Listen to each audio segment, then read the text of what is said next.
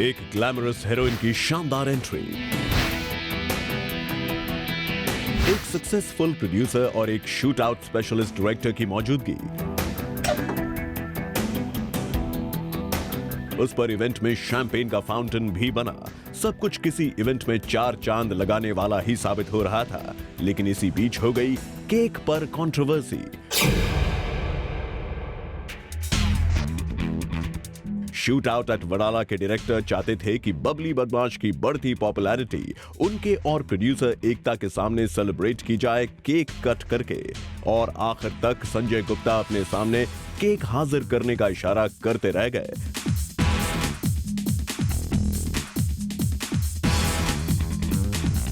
पर प्रियंका फ्रेम से बाहर निकलकर बन गई केक कटिंग की सबसे बड़ी हाईलाइट।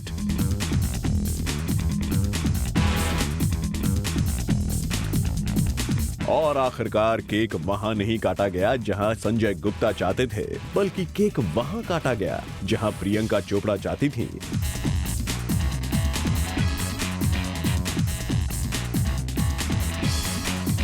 क्या इतना काफी नहीं ये बताने के लिए कि शूट आउट एट वडाला में एक डांस नंबर करने वाली प्रियंका को आखिर दूसरों की फिल्मों का लाइमलाइट चुराने की ये ट्रिक कहां से मिली?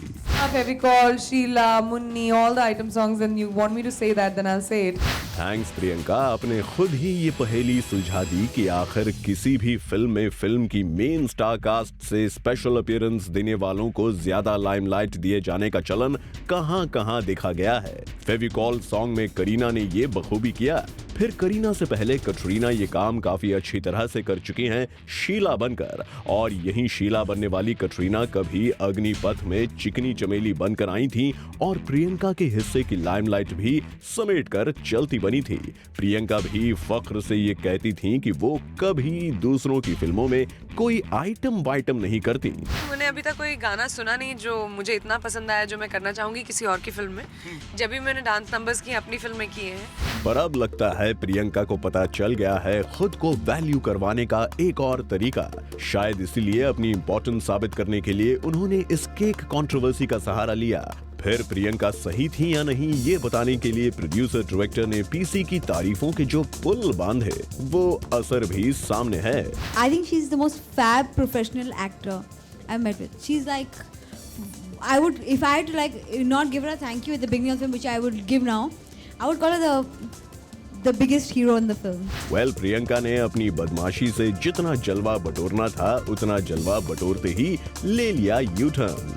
मैं तो बहुत शरीफ हूँ बाबा, मैं तो बहुत शरीफ हूँ बाबा। मैं बिल्कुल बदमाश नहीं, मैं बहुत शरीफ हूँ। मैं बिल्कुल बदमाश नहीं, मैं बहुत शरीफ हूँ। इतना ही नहीं, शराफत का कुछ इस कदर दामन पकड़ा हमारी पिगी चॉप्स ने कि खुद को आइटम गर्ल कहलाने पर ऐतराज जताने से भी नहीं चूकी।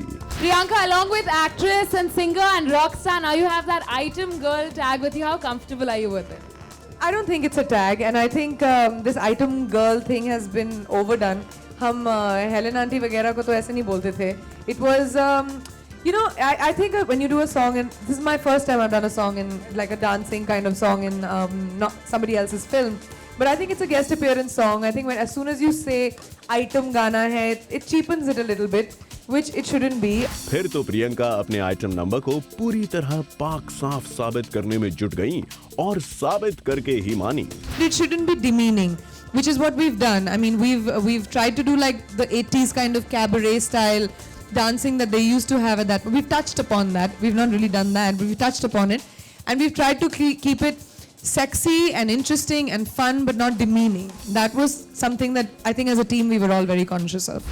लेकिन इतनी होशियारी के बावजूद हो गई एक छोटी सी भूल, क्योंकि मीडिया के कैमरास में कैप्चर हो गई इंपॉर्टेंस पाने के लिए हुई प्रियंका की ये केक कंट्रोवर्सी.